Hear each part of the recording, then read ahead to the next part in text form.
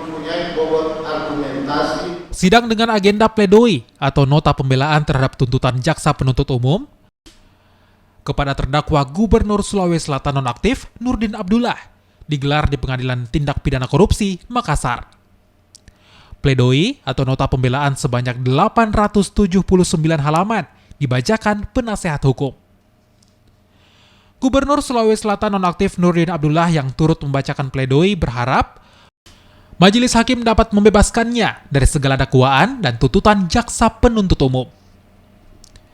Selaku PH tidak bisa membuktikan pasal suap yang dituntut atau yang didakwakan dengan pasal gratifikasi.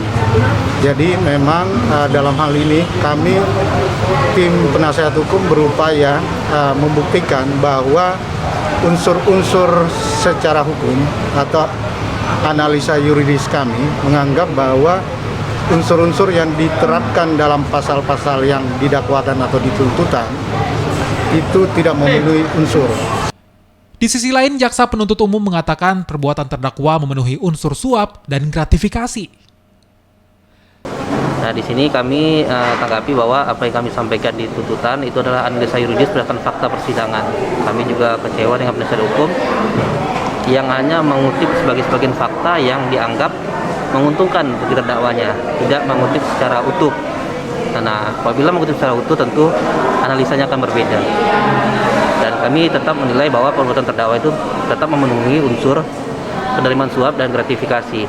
Gratifikasi tadi disampaikan bahwa itu untuk sumbangan masjid dan lain-lainnya, mungkin sama-sama kita pernah dengar di persidangan.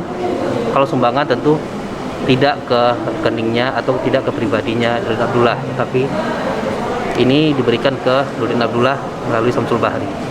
Sidang lanjutan dengan agenda vonis kembali akan digelar pada Senin 29 November mendatang. Arif Tirtana, Kompas TV, Makassar, Sulawesi Selatan.